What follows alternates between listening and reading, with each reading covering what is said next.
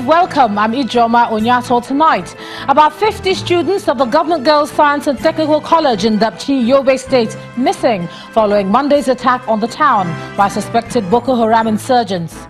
President Buhari orders security agencies to swing into action over missing Dapchi schoolgirls. Federal government delegation to visit Dapchi tomorrow. 4 confirmed dead following outbreak of meningitis in Niger State. Government says action ongoing to curtail spread. And renowned international evangelist Billy Graham dies at the age of 99. On business news tonight, UK's Trade Commissioner for Africa said to visit Nigeria as part of a tour aimed at challenging the perception of doing business on the continent. On sports news tonight, Nigeria's representatives in the CAF Champions League, MFMFC and Plateau United advanced to the final qualifying round. And from Abuja, INEC vows to unravel the truth surrounding the allegation of underage voting in Kano State as it sets up committee to investigate the matter.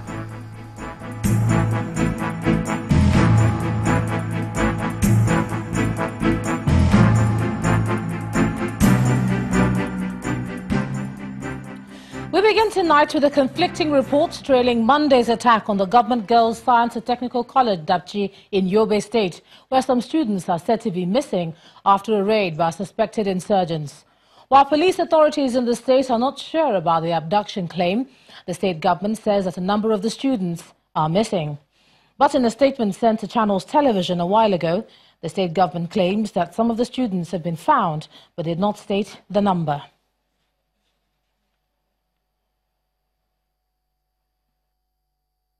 On the government secondary school Chibok in Borno State by Boko Haram insurgents in 2014 is believed to be the height of terrorist onslaught on innocent Nigerians since 2009. The kidnapping of more than 200 students of the school drew global attention to the security challenges Nigeria has been facing. Memories of that incident seem to be coming to mind following a raid at the Government Girls Science and Technical College, Dapchi, in Yobe State on Monday. But this time, there are conflicting claims on how the attack played out and the intention of the attackers. The school has a population of 926 students, and after a general head count, 50 of these students are said to be missing, a claim the State Police Commissioner vehemently refutes. I have asked the principal, who is the chief executive of the school, if there were abduction right inside the school. She said no. And how many have we seen physically after the head count, aftermath of the incident? Then we should be able to know how many of them now that are missing. Right from at this moment, I don't have any record of abduction or no abduction. As at now, as at dusk yesterday, we had 815 students physically seen. Mr. Abdul Malik's position appears to be disputed. One of the students who managed to escape from the scene of the attack, Hafsat Lawan, recounts her experience, stating emphatically that some of her colleagues were taken away during the raid. While sporadic gunshots were going on, we jumped our fence and started running out of the school. They lured us to come to them for safety, saying they're Nigerian soldiers. But on coming close, we realized that they were masked despite having the real military wears. Hafsat Lawan's story may not be a figment of her imagination. One of the parents, Mr. Madiga Lawan, explains that some parents from neighboring communities had informed them that some of the students were actually taken away by the insurgents. We were just sitting. Then all of a sudden, we saw students running helter-skelter with my daughter and several others. Thereafter, some people started confirming to us that they heard some students crying in the hillocks vans of the insurgents. We received phone calls from the neighboring communities that some of the vehicles of the insurgents developed faults on the way as they saw students tied in open vehicles crying for help. Residents of Dapchi and the entire people of Yobe State are apprehensive that the situation doesn't go the way of the Chibok story, where several of the girls are still in the custody of the Boko Haram insurgents. Perhaps security operatives may have to swing to action now before this gets out of hand. And that swift action has, however, come in form of a presidential order, with the president directing the military and other security agencies to swing into action and provide him with information regarding the missing students of the Government Girls Science Technical College, Dapchi, in Yobe State. The Minister of Information and Culture, Lai Mohammed, told State House correspondents that a federal government delegation is to leave for Dapchi on Thursday on a fact-finding mission. I just want to make two comments in respect of the unfortunate incident of Monday in Government Girls Secondary Technical School, Dapchi, in Yobe State, when Boko Haram insurgents attacked the school. And the two comments I intend to make is, one, Mr. President has directed the military and other security agencies to take immediate charge and control and inform him of developments. And secondly, tomorrow morning, a delegation led by Minister of Defense would be going also to Dapchi to take, take control of the situation and also get a first-hand information as what is happening. Those are the two comments I want to make in respect of it's in direct contact with the military and the police. And as soon as we get that information, we'll let you know. But like I said, tomorrow morning, Minister of Defense, Minister of Foreign Affairs, and myself will be on our way to Dapchi. Meanwhile, the People's Democratic Party says it's shocked by the news of the alleged missing female students after insurgents attacked the school. In a statement, the party says it's more disturbed by the uncertainty over the whereabouts of the schoolgirls.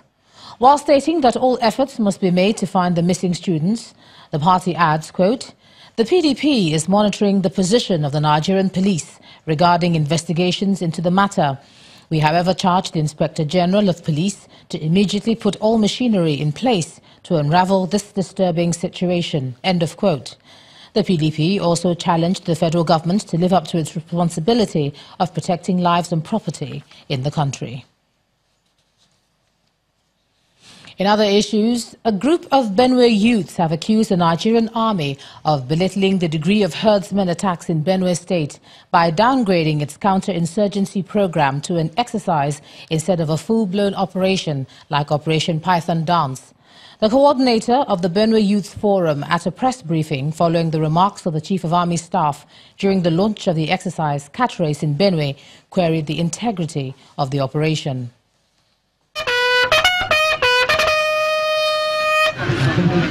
The introduction of Operation Cat Race by the Army in Benue State may have brought with it an air of optimism that the troubles in the land between herdsmen and farmers will soon be quelled.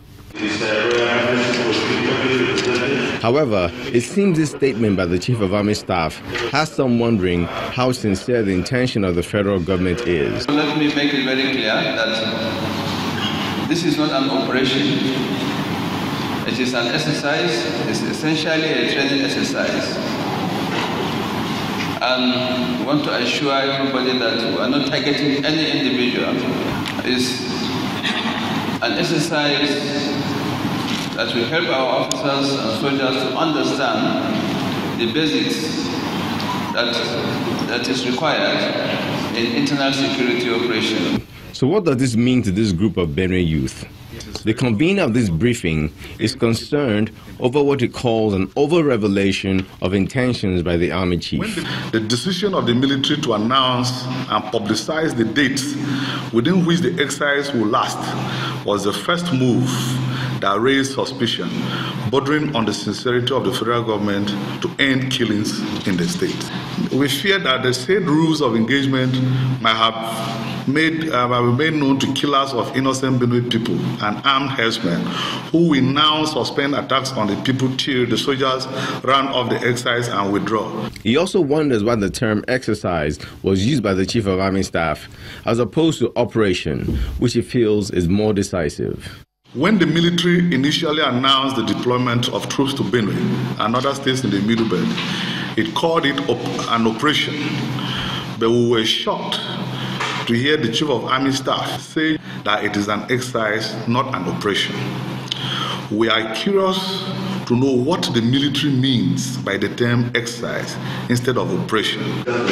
Questions have been raised, and it would seem the best answers that would calm the nerves of the people in Benue State will be effective results of the objective of the military, which is to operate a successful exercise. 3 policemen and a naval officer have been wounded following a boundary dispute between Offa and Ijagbo in Kwara State.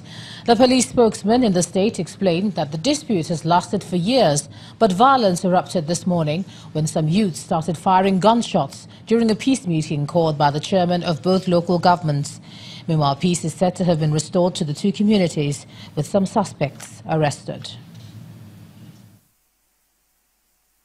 The land has been in dispute for quite some time, and they've been trying to see how the issue is resolved. And that prompted the meeting called by the local government chairman of Offa and OU with some stakeholders, where the issue is about to be resolved. But the information we gathered was that in the process of that meeting, the Ijagbo youth started firing shots in the air, and the meeting became disorganized. And in the process of that firing of guns, some policemen, about 3 policemen were injured and in naval rating. But the 4 injured officers have been taken to the hospital for treatment, and on good information they've been discharged, while some of the suspects have been arrested. And as of now, peace has returned to the warring area, and we have our men stationed there to maintain peace and to ensure that nothing of such happened. And I can also confirm here that there is no civilian casualty. To health matters now, 4 persons have died following an outbreak of meningitis in Niger State. The State Commissioner for Health, Dr. Mustafa Jibril, confirmed to Channels Television that the deaths were recorded in Kacha local government area of the state.